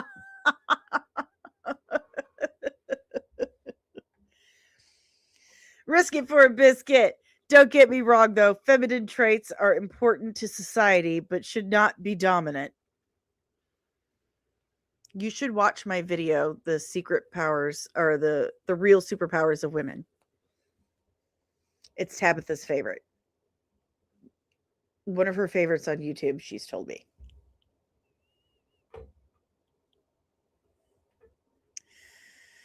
Okay, guys.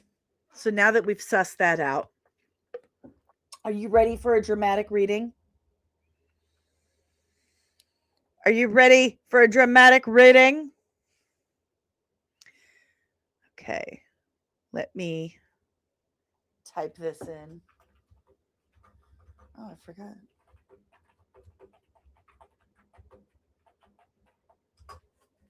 All right.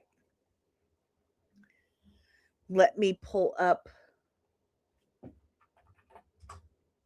my script. Let's see.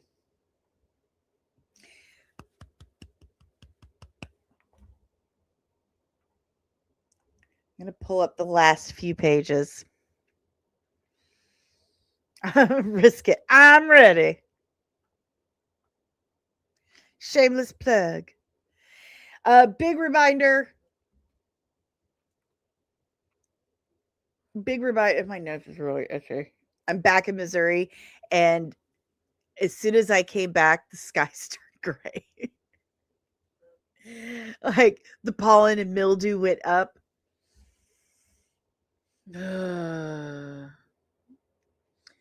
Okay. Let's see, where are we at?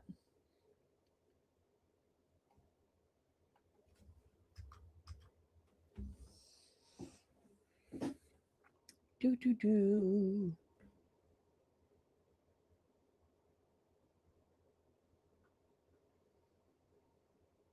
All right.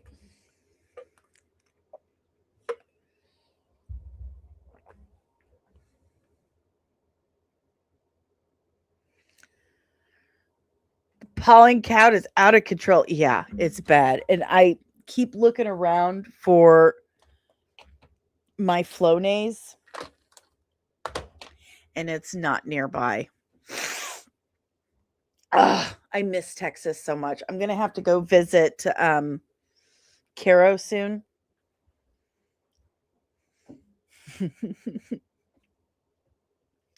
All right. Do we need music? Do we need background music for the dramatic reading? What do we have here?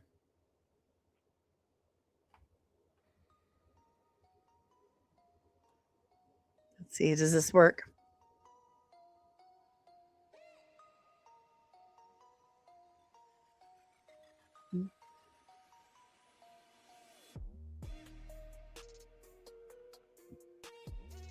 This is kind of good. What do you guys think?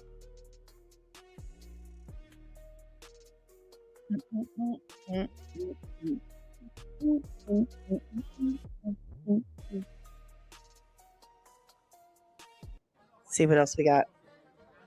Yeah. Oh, that was for that's the one we played for St. Patrick's Day.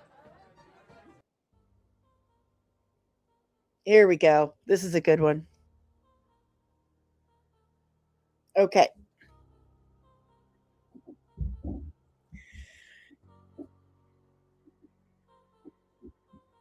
Page 26. See, Caro is my favorite person. She's such a nice. That's my twin. That's my twin. All right, here we go.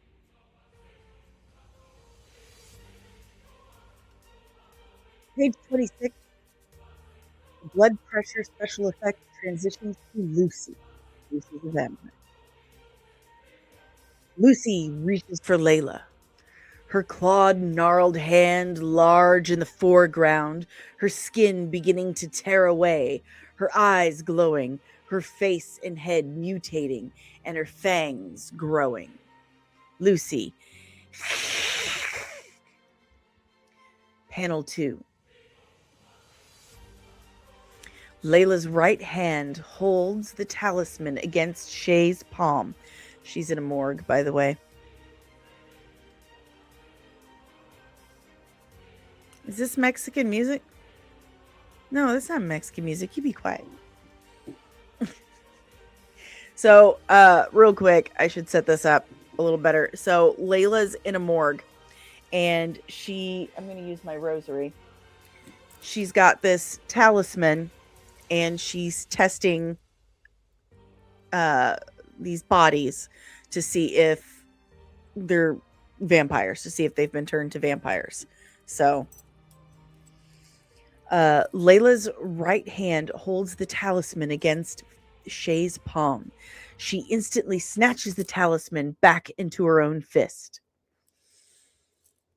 Wait, I should fix that. I'm going to fix that in editing. Reasons. Panel in panel. Layla looks determined and fierce with eyes glowing green as she raises her left hand above her shoulder. Her tattoo glows, her hand aflame with green magical fire. Pyros! Lucy screams and howls in agony and bats at the green fire on her face as it burns her. It has arrested her transition halfway through. Some of the human skin left on her face and hands melted to her vampiric form. Where it has burned her vampiric form, it burns tiny golden and green embers, smoldering and smoking. Her eyes are wide with shock and pain. Oh!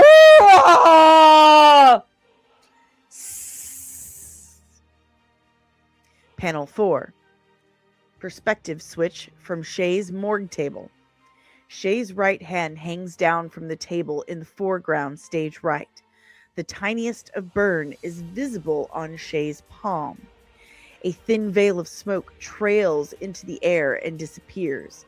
In the background, stage left, Layla stands with her back to the panel in a power stance. Layla stands facing her, claws up towards her face, howling, "Ha!" Page 27. Lucy snatches Layla by the shoulders with blinding vampiric speed. "Brotherhood witch!" Layla, "Ugh!" Panel 2. Lucy slams Layla against a wall of cooler drawers. Sorry, I was very tired. Lucy slams Layla against a wall of cooler drawers. And Layla arches her back in pain as she makes contact. Lucy, "You're going to pay for that!" Layla, "Ugh! Can I use Afterpay?" Special effects. Panel 3. Sorry. Page slid down. Lucy forces Layla's head to the side with her left claw, covering Layla's mouth while gripping her opposite shoulder tight with her right as she leans in. Jagged fangs bared, ready to sink them into Layla's exposed neck. Lucy's unnaturally long tongue hangs from her disfigured mouth, curling and dripping with saliva, her eyes wild. Panel 4. Layla presses her obsidian iron talisman still in her right hand to Lucy's face and causes it to burn and Lucy to let go with her right claw. Layla notices the Cult of Tiberius sigil brand against or near Lucy's ear. Lucy, "Ah!" Panel 5. Layla slips away to the other side of the morgue behind the metal autopsy tables as Lucy stumbles backward and cradles the left side of her face. Sid appears through the wall opposite of Layla and already with a look of panic across his translucent green face. Sid, "Hey lady, I think..." "Oh shit!" Lucy, "Ah!" Layla, "A little assistance would be most welcome, Sid." Sid, "Me? But I'm a ghost." Page 28. Close up. Lucy snarling, looking angrier than ever with a fresh Brotherhood of Abraxas brand oozing on her left vampiric cheek. Lucy, "I'm done playing with you, bitch." Panel 2. Layla has replaced the talisman around her neck. She stands with her left elbow tucked, her left palm facing out, displaying the Brotherhood green glowing tattoo.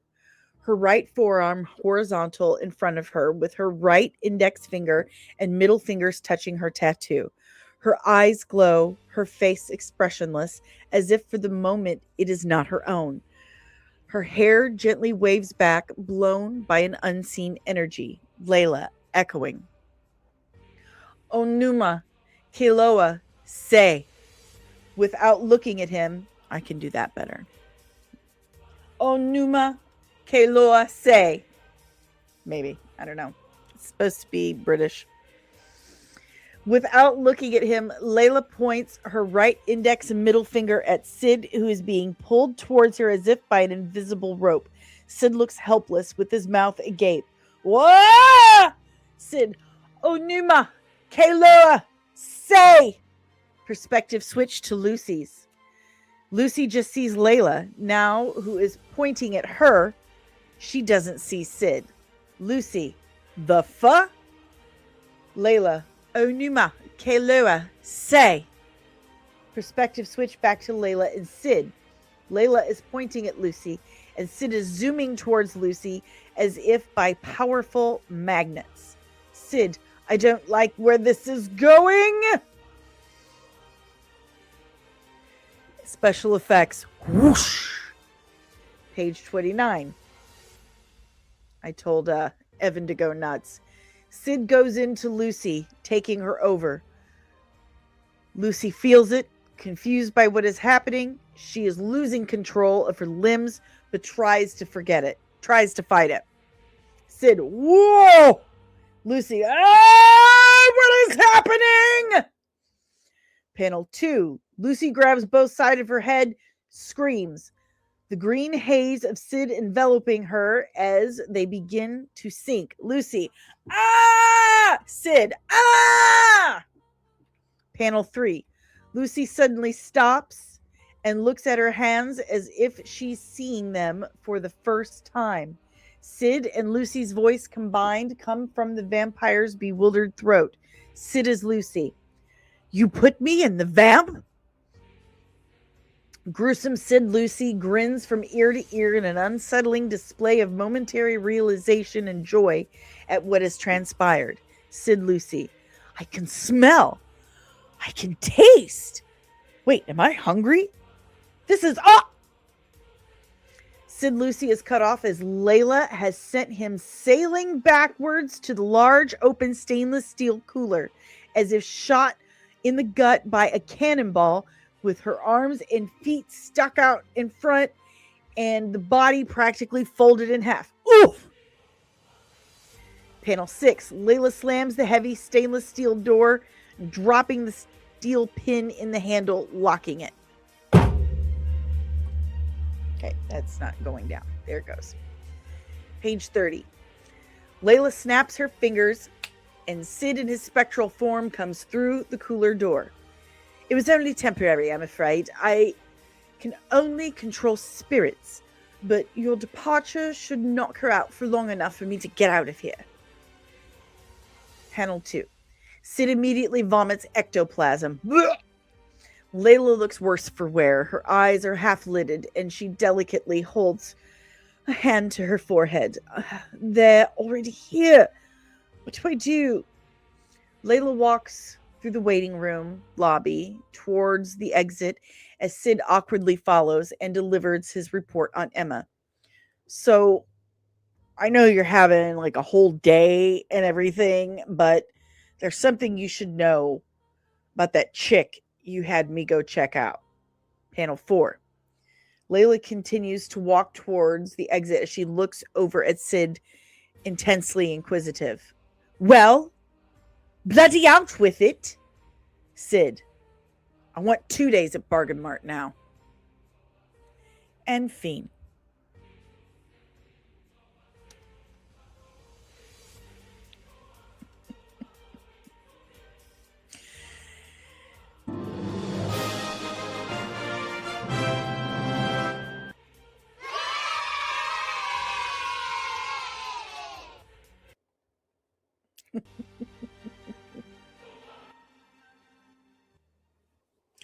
Thank you, guys. I got some editing to do on that. But yeah, that's what I've been working on. You enjoyed that? Well, if you enjoyed that, do be a solid, guys. You have 2 different places where you can back the Veiled Legacy comic series. Book 1 right now is what we're working on.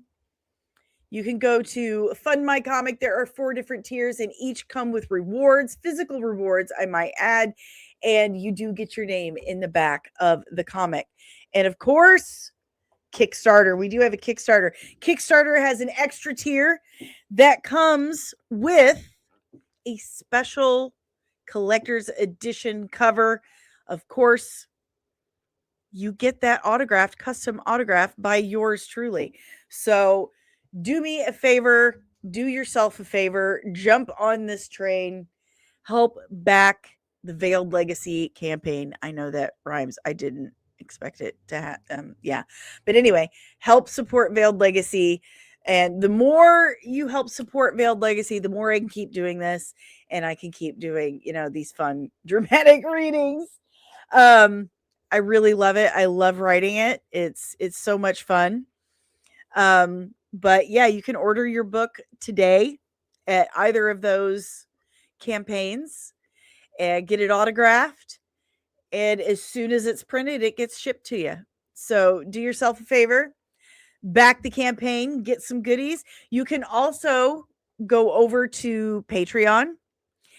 And at the Patreon, you get to see the entire behind the scenes creative process. That's right. The entire behind the scenes creative process, how we're putting this together. Every Friday, and that's today, I record a vlog and I post it there and let all the patrons over at the Brotherhood know what I've been working on this week, what's coming. I've got a new rough sketch of our first splash page. And let me tell you a little story about Evan Scale being that dude. Okay? It's amazing. It's freaking amazing. So if you are a member of the Patreon, you can see it right now. Nobody else can.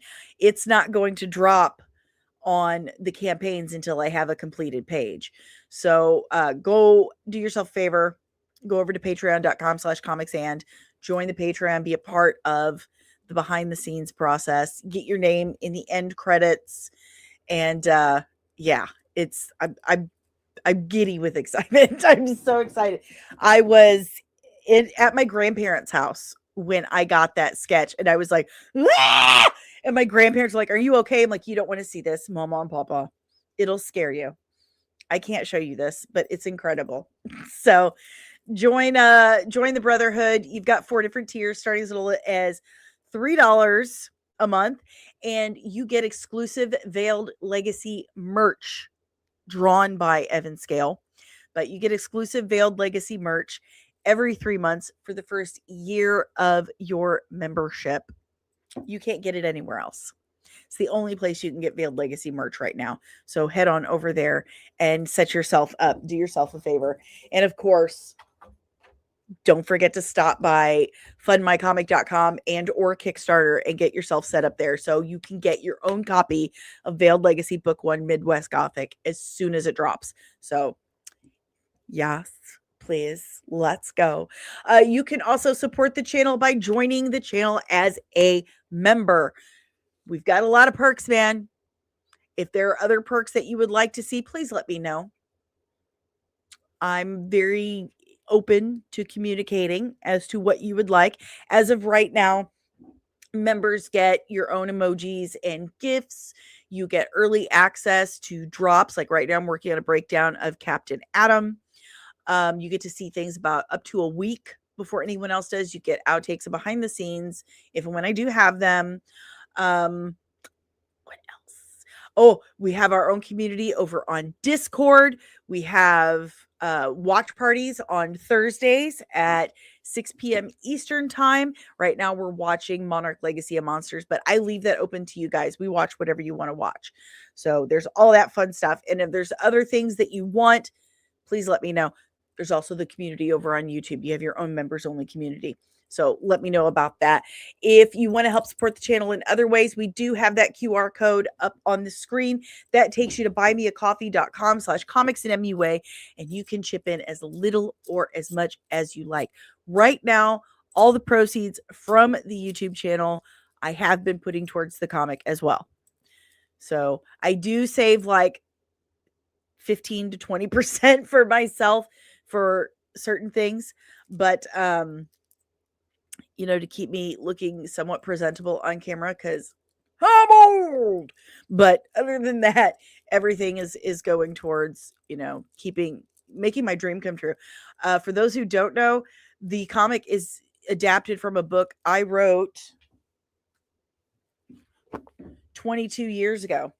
It was always intended to be a comic book. Ask Tabitha. She's unfortunately read it, and she can tell. It was supposed to be a comic book, and I've been adapting it. So I raised 4 kids by myself. Didn't have time. Now I do. So now I need help making this dream come true. So all my YouTube, I get my payment It goes right into my savings account. So, and then I give it to Evan. So, if you want to pitch in, there you go. Treat yourself fund, says Dreaming Tabitha. There's the buy me a coffee right there. There's also the Cash App if you're feeling froggy. Oh, and there's also comicsandcosmetics.etsy.com. I have some fun stuff over there. Did I put my mug link? There is a link in the description below for a mug I made, my official Comics and mug, Comics and Live or whatever mug.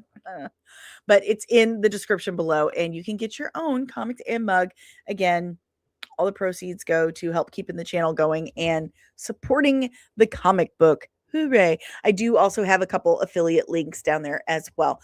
This podcast is powered by the Red 5 Network. We are a collective of exclusively nerdy podcasters and content creators here to educate and entertain you. So if you like this podcast, chances are you're going to love more of what the Red 5 Network has to offer you. So go check out red5.bio.link today to discover more of your Red 5 family of podcasts.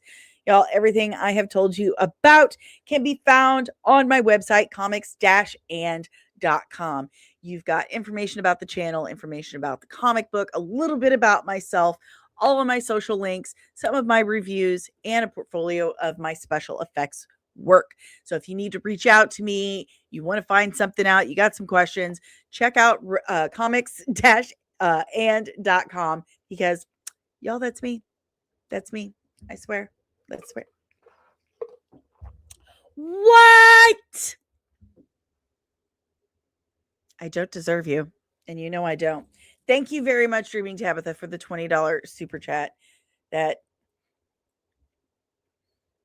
I love you. That's 20 more hugs right there. That's what that Dani, is. what is best in life? To crush the rumors, see them driven before you, and hear the lamentation of the nerds. Oh, she gonna get one more too.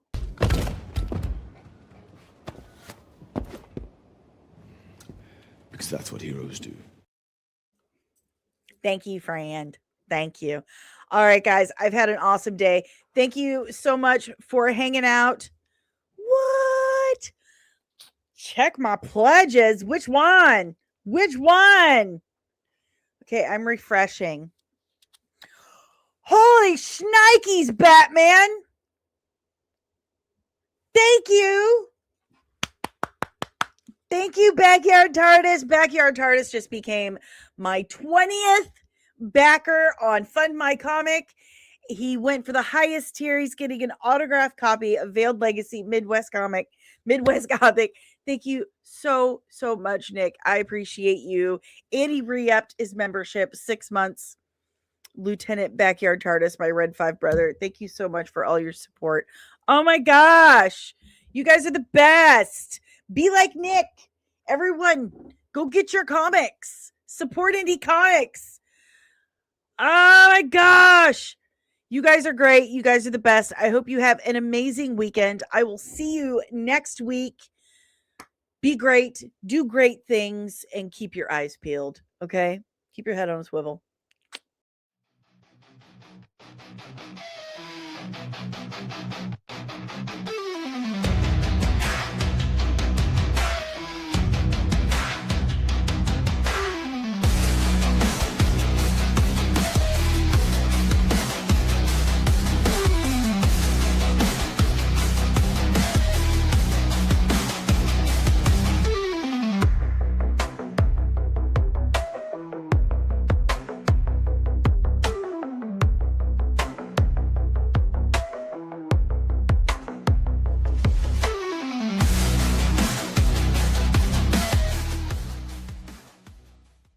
Disney and Kathleen Kennedy are gonna get you!